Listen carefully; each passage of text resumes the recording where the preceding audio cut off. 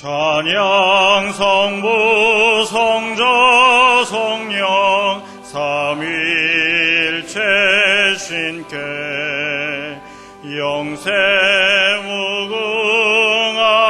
무궁하기까지 영광을 돌리세 영광을 돌리세. 하나님이 가라사대 말세 내가 내 영으로 모든 육체에게 부어주리니 너희의 자녀들은 예언할 것이요 너희의 젊은이들은 환상을 보고 너희의 늙은이들은 꿈을 꾸리라. 누구든지 주의 이름을 부르는 자는 구원을 얻으리라.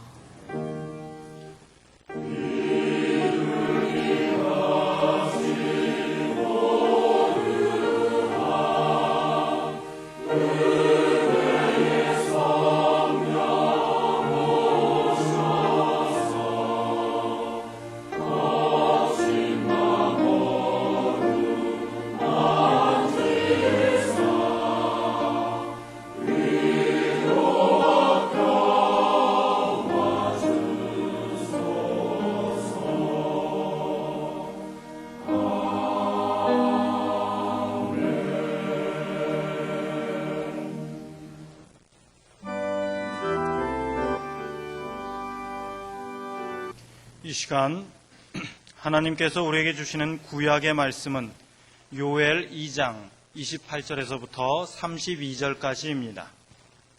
제가 가진 성경으로 1272쪽입니다.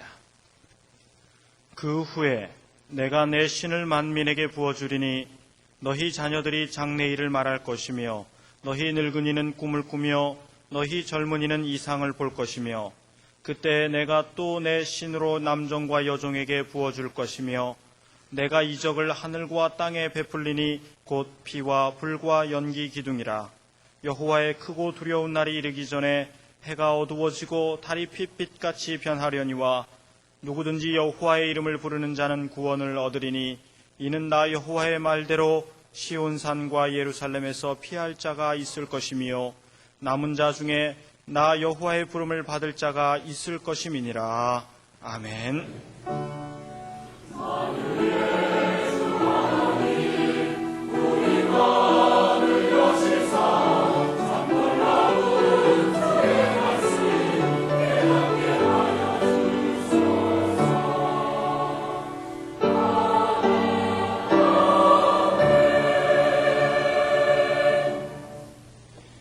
하나님께서 우리에게 주시는 신약의 말씀은 사도행전 2장 1절에서부터 4절까지입니다. 제가 가진 성경으로 188쪽입니다. 오순절 날이 이미 이르매 저희가 다 같이 한 곳에 모였더니 호련히 하늘로부터 급하고 강한 바람 같은 소리가 있어 저희 앉은 온 집에 가득하며 불의 혀같이 갈라지는 것이 저희에게 보여 각 사람 위에 임하여 있더니 저희가 다 성령의 충만함을 받고 성령이 말하게 하심을 따라 다른 방언으로 말하기를 시작하니라. 아멘. 예수께서는 부활하신 후 40일 동안 제자들과 더 일하시다가 어느 날 제자들과 함께 감람산 꼭대기까지 오르시고 그리고는 사도행전 1장 4절로 8절에 사도와 같이 모이사 저희에게 분부하여 가라사대 예루살렘을 떠나지 말고 내게 들은 바 아버지의 약속하신 것을 기다리라. 요한은 물로 세례를 베풀었으나 너희는 몇 날이 못 되어 성령으로 세례를 받으리라 하셨느니라. 저희가 모였을 때 예수께 묻자와 가로되 주께서 이스라엘 나라를 회복하심이 이때니까 하니 가라사대 때와 기한은 아버지께서 자기 권한에 두셨으니 너희의 알 바 아니요 오직 성령이 너희에게 임하시면 너희가 권능을 받고 예루살렘과 온 유대와 사마리아와 땅끝까지 이르러 내 증인이 되리라 하시니라. 부탁의 말씀을 간곡하게 남기시고요. 그리고는 9절에 이 말씀을 마치시고 저희 보는 데서 올리워 가시니 구름이 저를 가리워 보이지 않게 하더라. 이 장면을 한번 상상해 보십시오. 아주 진지한 표정으로 간곡하게 말씀하시고는 바로 뜨는 겁니다. 점점 뜨는 거예요. 사람이 뜨네. 가만히 있자. 우리 선생님이 그전에는 물 위를 걸어오시더니 지난번에는 사망 권세를 이기시더니 점점 무슨 말을 하겠습니까? 하면서 입을 벌리고 보는데 예수님은 어떻게 하셨겠어요? 잘 있거라 그러면서 손을 흔드셨겠습니까? 아니면 빠이빠이 하면서 그렇게 했어요? 예수님이 점점 작아지고 나중에 점 같고 그리고 구름 속으로 들어 올려갔는데 입을 다 벌리고 하고는 그 다음에 어떻게 했겠어요?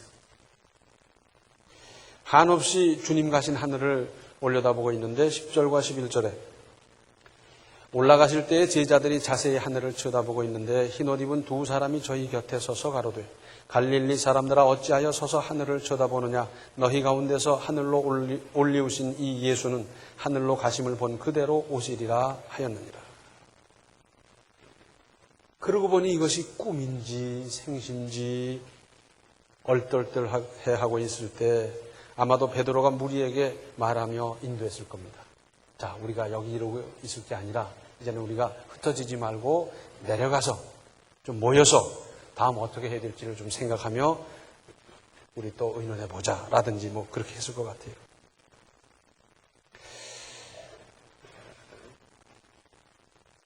이때는 예수께서 체포당하실 때 정신없이 흩어졌던 사람들이 아니었습니다. 사람은 그 사람인데 생각하는 것, 믿음의 내용은 달라졌어요. 예수님의 부활을 가장 가까이에서 목격하고 체험했기 때문입니다. 그런데 이때 지도자가 필요한 겁니다. 누가 어떻게 인도하느냐에 따라서 사태, 분위기 그리고 미래는 얼마든지 다른 결과로 나타날 수 있습니다. 그래서 책임 있고 지도층에 있는 사람은 늘 삼가며 조심하고 미래를 내다보면서 잘해야 합니다. 자, 유고슬라비아라는 나라가 저 구라파에 있지요. 그 나라는 티토라는 대통령이 오래 독재를 하고 있었어요. 그러다가 죽었는데 동구권 자유와 물결이 함께 그리로 불어오면서 나라는 풍비박산이 됐습니다. 이때다 그리고는 서로 지방마다 독립을 하겠다 그러고 이제 쌓였던 감정이 폭발하고 야단이 났어요. 그리고는 세르비아, 헤르체코비나 그러면서 막 나라가 분열되고요. 그리고는 인종 청소를 한다고 그러고 종교 대결을 하고요. 얼마나 어마어마하고 잔인한 일이 벌어졌는지 모릅니다. 20세기 후반기에 인류 역사에 이런 처참한 일이 있을 수 있나 할 정도로 기가 막힌 일들이 벌어졌고요. 체코슬로바키아는 원래 체코와 슬로바키아가 이제 한 나라를 이뤘는데 이때다 하고 또 슬로바키아가 독립하겠다 그러면서 야단법석을 했더랬어요. 군중의 감정을 부추기고 분열하는 쪽으로 자극하면서 선동하고 그러다 보니 엉망진창이 되어버렸는데 결국은 유엔이 개입해서 수습하려고 노력하고 있지만 아직도 안정을 찾지 못하고 있을 뿐 아니라 한번 비틀린 민심은 가라앉지 않은 채 약소국가로 전락하고 말았습니다. 혹 그런 사람이 있다 하더라도 아니다. 이럴수록 우리는 단결하고 서로 대화하고 그럼 타협하고 그래서 큰 한 나라를 이루어 가자. 그래도 모를 터인데 분열하고 보니까 그냥 조그만 나라가 되어서 아주 약소국가로 전락하고 말았어요. 이런 약소국가가 세계에서 무슨 역할을 제대로 감당할 수가 있겠습니까? 그런가 하면 저 남아프리카 공화국 거기는 아프리카 중에서도 흑인들이 가장 처참하게 혹독하게 살았던 곳이에요. 백인들이 그 사람들을 얼마나 핍박하고 약탈하고 갈취하고 못된 짓은 다 했더랬어요. 그것도 1, 2년도 아니고 1, 20년도 아니고 수백 년간 그렇게 통치를 해왔어요. 그래 자유가 민권운동이 일어나면서 마침내 흑인이 집권하게 됐는데 넬슨 만델라라는 분이 집권을 했어요. 다 아시지 않습니까? 그런데 이분은 백인에게 핍박을 받아서 감옥에 갇혀 독방에 지낸 시간만 20년이 넘어요. 백인에 대한 적개심이랄까 복수심으로 말한다면 이 사람보다 많은 사람 세상 천지 어디 있겠어요. 그런데 이분은 집권하자 그 적개심을 가지고 백인을 쫓아내고 죽여버리고 몰수하고 그 짓을 안 했어요. 다른 아프리카 나라에서는 흑인이 집권하자 백인 재산을 몰수하고 추방하고 옥에 가두고 죽여버리고 별짓을 다 했는데 결과적으로는 어떻게 됐느냐? 나라가 망해버렸어요. 왜? 흑인들이 교육받고 경험을 쌓아간 그 준비가 안 돼 있는 상태에서 몰수하고 막 하다 보니까 자, 회사를 맡겨놔도 농장을 맡겨놔도 운영 경영을 못하는 겁니다. 그런데 이 남아공화국에서는 집권하자 화해위원회를 만들었어요. 그리고는 너도 살고 나도 살고 함께 살자. 그러면서 어떻게 하든지 화해하는 쪽으로 법을 만들고 제도를 만들고 그들과 함께 하고 그랬어요. 만약에 이 남아공화국에서도 다른 나라와 같이 그렇게 했더라면 이 나라도 망해버리는 거예요. 경제고 일자리고 뭐 나만 아는 게 없을 터인데 이 화해위원회로 말미암아서 나라는 안정을 찾고 지금도 경제는 부흥하고 발전하고 그리고 인권은 점점 신장돼 가고 있는 나라가 됐어요. 이분은 장기 집권도 안 했습니다. 그리고는 자기 임기 마치자마자 넘겨졌는데 은베키라는 분이 지금 대통령이에요. 이분도 그 정신을 이어받아서 너도 살고 나도 살고 함께 살자 이렇게 하면서 나라를 이끌어가고 있어요. 과거사 진상조사위원회를 만들어서 뭐하는 이런 식으로 해가지고 무슨 유익이 있겠어요. 화해위원회.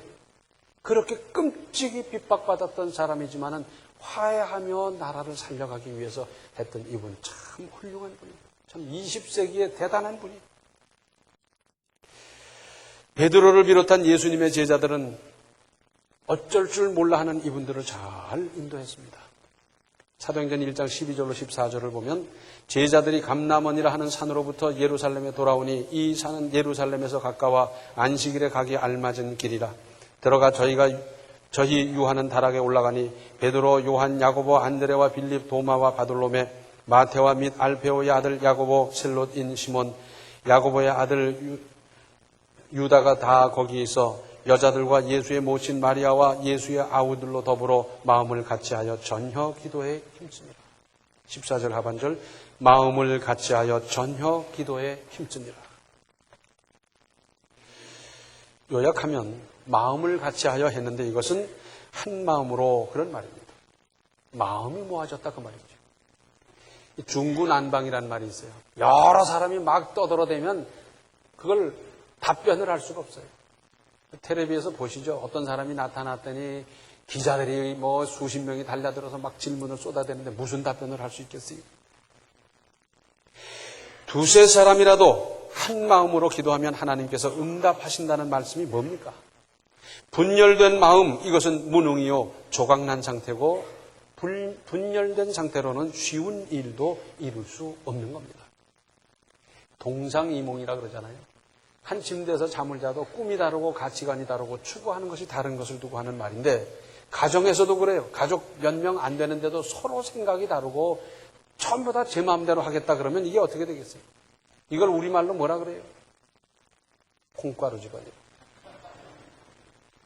120명이 한 마음으로 모였습니다. 이것이 중요합니다. 히브리서 10장 25절을 보면 모이기를 패하는 어떤 사람들의 습관과 같이 하지 말고 오직 권하여 그날이 가까움을 볼수록 더욱 그리하자. 믿음 없는 사람이 하는 일이 꼭 이래요. 그래서 모이자 그러면 꼭 모여야 되느냐, 구역예배 빠지면 안 되냐 뭐 이러는 거예요. 그러나 믿음 있는 사람들은 모이기를 힘쓰는 거예요. 모이자. 그럼 가야지. 모여서 그 모임이 은혜가 되도록 만들고 거기에 뒷받침을 하고 거기에 힘쓰고 그러잖아요. 백지장도 맞들면 낫다 그러잖아요.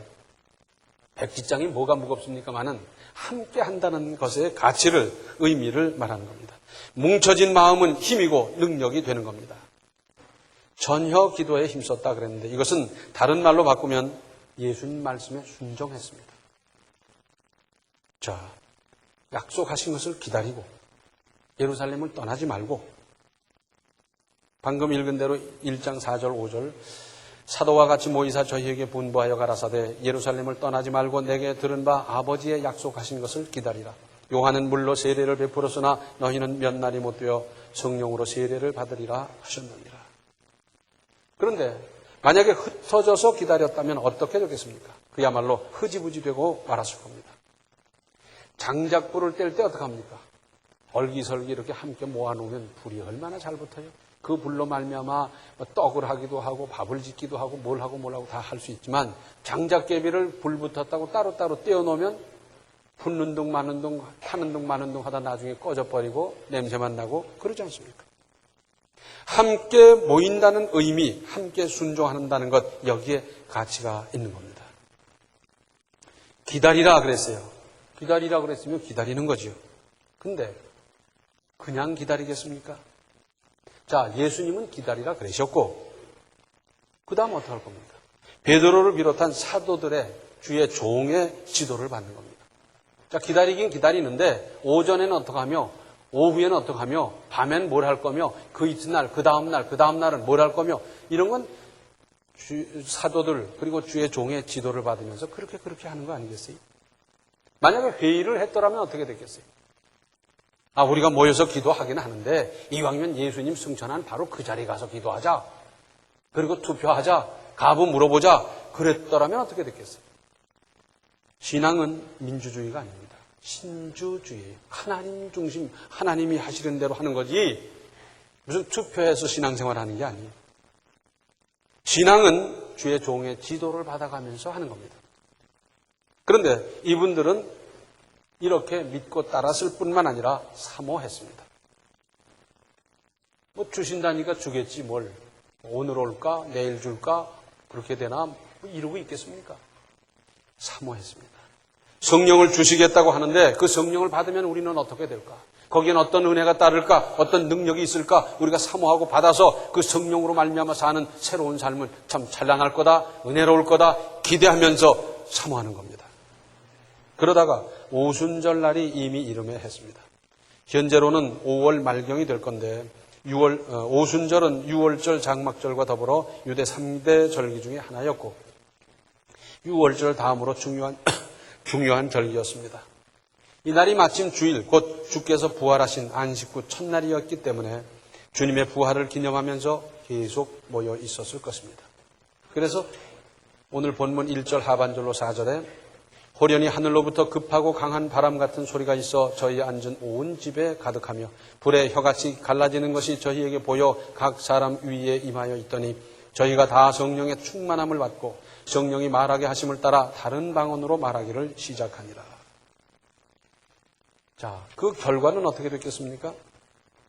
사도행전 2장 37절로 47절에 저희가 이 말을 듣고 마음에 찔려 베드로와 다른 사도들에게 물어 가로되 형제들아 우리가 어찌할꼬 하거늘 베드로가 가로되 너희가 회개하여 각각 예수 그리스도의 이름으로 세례를 받고 죄 사함을 얻으라. 그리하면 성령을 선물로 받으리니 이 약속은 너희와 너희 자녀와 모든 먼데 사람 곧 주 우리 하나님이 얼마든지 부르시는 자들에게 하신 것이라 하고 또 여러 말로 확증하며 구원하여 가로되 너희가 이 패역한 세대에서 구원을 받으라 하니 그 말을 받는 사람들은 세례를 받음에 이날에 주의 제자의 수가 3,000이나 더하더라. 저희가 사도의 가르침을 받아 서로 교제하며 떡을 떼며 기도하기를 전혀 힘쓰니라. 사람마다 두려워하는데 사도들로 인하여 기사와 표적이 많이 나타나니 믿는 사람이 다 함께 있어 모든 물건을 서로 통용하고 또 재산과 소유를 팔아 각 사람의 필요를 따라 나눠주고 날마다 마음을 같이하여 성전에 모이기를 힘쓰고 집에서 떡을 떼며 기쁨과 순전한 마음으로 음식을 먹고 하나님을 찬미하며 또 온 백성에게 칭송을 받으니 주께서 구원받는 사람을 날마다 더하게 하시니라. 즉 성령 강림으로 이 땅에 하나님의 교회, 그리스도의 몸인 교회가 탄생하게 되었고 이때 마가의 다락방은 세계 최초의 교회, 예루살렘 교회로 탈바꿈하게 됐습니다. 얼마나 대단한 영광입니까? 그러므로 성령이 없이는 교회가 될 수 없고 성령을 받지 아니하고는 그리스도인으로서의 올바른 신앙생활이란 불가능한 것입니다. 고린도전서 12장 3절 하반절을 보면 성령으로 아니하고는 누구든지 예수를 주시라 할 수 없느니라. 예수님을 주님으로 구세주로 고백할 수 있다는 것은 성령께서 감동하셔서 하는 거지 내가 마음대로 할 수 있는 게 아니에요. 2000년 전에 저 팔레스타인 그 구석에서 33년을 살다 돌아가시고 부활하시고 승천하신 그분을 내가 구세주와 주님으로 믿을 수 있다는 것, 고백할 수 있다는 것 자체도 이건 어떻게 보면 기적 아니겠어요? 이것은 성령으로 말미암아 우리가 고백하고 따르는 일입니다. 문제는 성령을 조금 받아서 간신히 예수는 그리스도라고 고백할 정도냐, 아니면 성령을 충만하게 받아서 성령의 역사를 따라 은혜로 능력으로 살아가느냐의 차이가 있습니다. 이왕 믿으면서 성령을 충만하게 받아 성령의 인도와 성령의 도우심과 성령으로 말미암는 능력으로 살아야 하지 않겠습니까? 그러면 이때 성령을 충만하게 받은 초대 교회 성도들에게 그 성령으로 어떤 역사가 나타났는지 살펴볼 일입니다. 그것을 보면 오늘을 사는 우리에게도 똑같은 역사가 나타날 것을 알 수 있기 때문입니다. 먼저 불신, 의심 또는 한 가닥 의구심 따위가 사라지고 확신에 불타는 신앙이 되었습니다. 예수님을 3년 반 동안이나 동행하면서 예수님의 능력과 은혜와 그 천금 같은 말씀을 가장 가까이에서 체험했던 제자들도 언제나 마음 한구석에는 세상적인 욕심이나 의구심, 불신하는 마음이 도사리고 있었습니다. 그래서 예수님 최후의 만찬 집례하실 때 어땠어요? 예수님의 표정이나 음성이나 분위기를 볼 때 참 심각하셨을 거예요. 그런데도 제자들은 철딱서니가 없어서 나중에 천국에서 누가 높은 자리에 가겠습니까? 그랬더랬어요. 그 분위기에서 그 말을 하는 사람 철이 있는 겁니까? 없는 겁니까? 정신이 없었어요. 한심한 사람들이 있어요. 그러다가 성령을 그것도 충만하게 받고 보니 이런 모든 것이 말끔히 정리됐습니다. 그것은 있다가 없어지는 것, 영원할 수 없는 것, 우리가 거기에 목을 맬 것이 아니라는 걸 깨닫게 됐어요. 의심, 의구심, 세상적인 가치관 정리가 됐어요. 저도 성경을 읽으면서 좀 항의하는 쪽에 생각이 많았어요. 자, 야곱과 에서가 있는데 이 야곱은 동생으로서 아버지를 속이고 형을 속이고 요리조리 이렇게 한 사람인데 왜 하나님은 에서를 통해서 역사하지 않으시고 야곱을 통해서 역사하셨을까? 이건 잘못된 거 아닐까? 그리고 그 야곱 후손들로 말미암아 이렇게 된 이 일은 어떻게 신앙적으로 해석하며 받아들여야 될까? 신학 서적에서는 어떻게 이것을 정리하고 있는가? 뭐 별 생각을 다 했어요. 또 모세는 어떻습니까? 80 노인이 부름받아서 120세까지 그 40년 동안에 하루 마음 편한 날이 있었겠습니까? 다리 뻗고 잔 날이 있겠습니까? 음식 제때에 맛있게 먹어본 일이 있었겠습니까? 만나가 내리고 메추라기가 내리고 백성들은 아침이라고 먹고 점심이라고 먹고 저녁이라고 먹고 제때제때 찾아 잘 먹어도 모세가 그렇게 했겠습니까? 어떻게 하다 보니 점심 걸르고 어떻게 하다 보니 저녁 걸르고요. 뭐 재판하다 보니 길어지고요. 제대로 잠을 잤겠습니까? 먹기를 했겠습니까?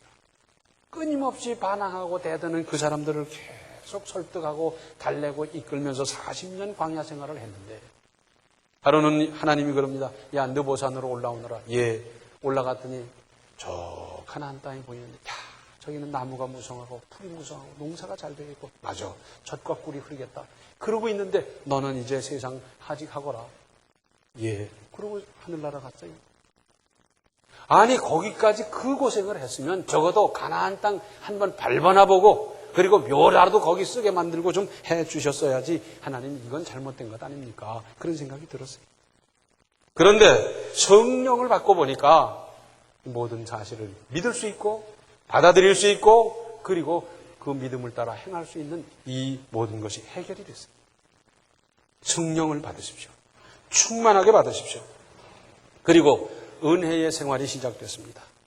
성령으로 말미암아 사랑의 사람이 됐고 성령으로 말미암아 생각하는 것이 이제는 믿음이요. 그전에는 세상의 가치관을 따라 생각했고 계산을 따라 생각했고 경험을 따라 생각했는데 이제는 믿음을 따라 생각하고요. 영적 분별력이 밝아졌습니다. 그전엔 분별력이 없었어요. 그게 그거 같고. 우리도 그렇잖아요. 성령을 충만하게 받은 상태가 아닐 때는 분별력이 없어서 사기꾼을 천사로 보고 천사를 사기꾼으로 보는 거예요. 그러나 이 분별력이 생기고 보면, 이 분별력을 받고 보면 천사의 옷을 입고 와도 사기꾼인 줄 알고 허름하게 입고 와도 그 사람이 천사보다 대단한 분인 줄을 분별할 줄 아는 이 안목이 생긴다 그 말입니다. 뿐만 아니라 믿는 데 따르는 부담감이 없어져 버렸습니다. 성령으로 충만하고 보면 모이는 것이 기쁘고 기다려지고 예배를 사모하게 되고 예배 드릴 때마다 은혜를 받고 다 그러잖아요. 그런데 이 성령이 좀 빠져나가고 한참 그러고 보면요.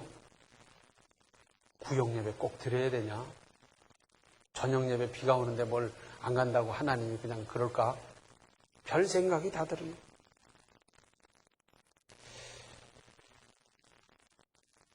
하나님을 모르는 사람들은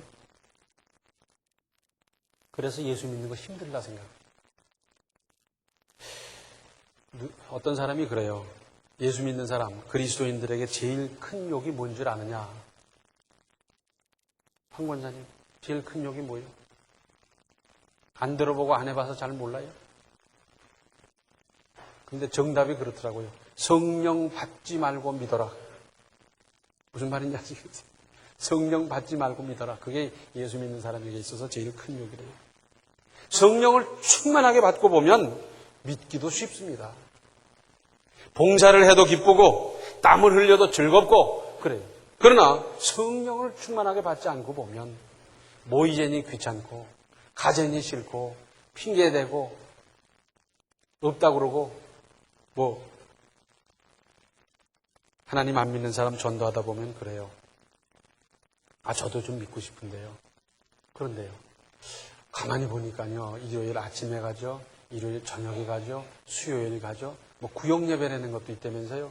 또 어떤 사람은 새벽에도 가고요. 어떨 땐 굶기도 하더라고요. 전 그러다가 언제 먹고 삽니까? 언제 직장 생활하면 전 못하겠습니다. 막 그래요.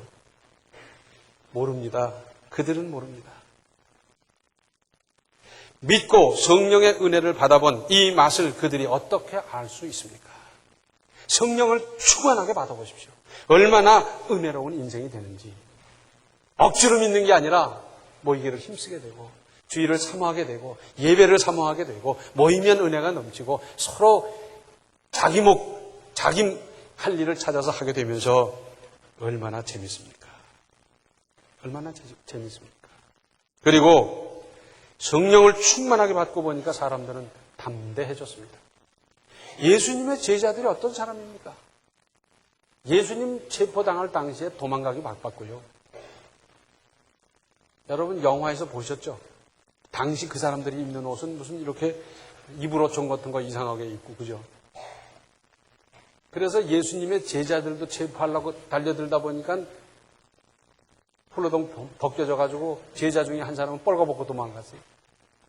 예수님이 재판받을 때는 아예 근처에 얼씬도 못하다가 베드로가 좀 가까이 가서 당신도 갈릴리 사람이지 했더니 펄쩍 뛰고요. 예수님 십자가에 달리실 때는 어디 있는지 나타나지도 않았고 비겁한 사람들이었습니다. 겁쟁이였어요.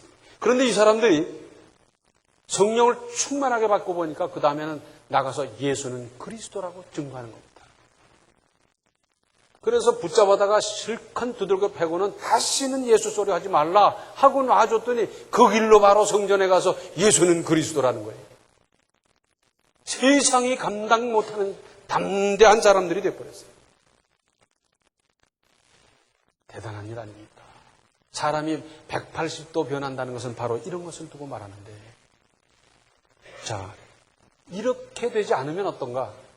근심 걱정, 우수 사려 돈 걱정, 병 걱정, 자식 걱정, 무슨 걱정, 걱정으로 그거 걱정하다가 위상하고 혈압 올라가고 무릎 상하고 다 그렇게 되는 거 아니에요? 성령 충만히 받고 담대하게 세상을 이겨나가시기를 바랍니다. 뿐만 아니라 이들에게는 능력이 따랐습니다. 이 사람들은 참 무능한 사람들이었어요. 예수님이 세 제자를 데리고 변화산에 올라갔을 때 소문을 듣고 간질 마귀 들린 아들을 데리고 와서 이 사람들을 고쳐달라고 그랬더니 이 제자들이 아무것도 못해요. 오히려 간질, 사귀 들린 그가 비웃습니다. 너희들이 뭔데? 못해. 니까진 게 뭐냐? 비웃는 거예요. 무능하기 짝이 없었습니다. 그러나 이제 성령을 충만히 받고 보니까 말씀을 증거할 때 그 말씀은 가는 데마다 감동을 주었고 회개 그리고 자복하는 역사가 나타났습니다. 손을 얹어 기도한 적 환자가 벌떡벌떡 일어났고요. 능력이 따랐습니다. 이 능력이 따랐어요. 그거야 초대교회 그 사람들에게만 나타난 아닙니다. 오늘날도 성령을 우리가 진심으로 사모하고 충만하게 받으면 우리에게도 이 능력, 이 역사가 나타날 수 있습니다. 이 성령 충만함을 받아서 세상을 이기는 담대함으로 능력 있게 살아가시기를 바랍니다. 기도하시겠습니다. 은혜로우신 아버지 하나님, 이왕 믿으면서 저희들 성령으로 충만한 무장을 갖출 수 있게 하여 주시옵소서. 우리가 구하고 가져야 될, 갖추어야 될 것이 많이 있지만 그 어떤 것보다도 성령으로 충만하게 무장부터 하고 그리고 나가서 직장 생활을, 사업을, 자녀를 기르고 범사를 감당해서 성령의 인도를 따라 무슨 일을 하든지 총통하고 역사하는 그 역사의 믿음이 되게 하여 주시옵소서. 예수님의 이름 받들어 간절히 기도하옵나이다. 아멘. 이왕 믿으면서 성령으로 충만한 믿음으로 살아가십시오.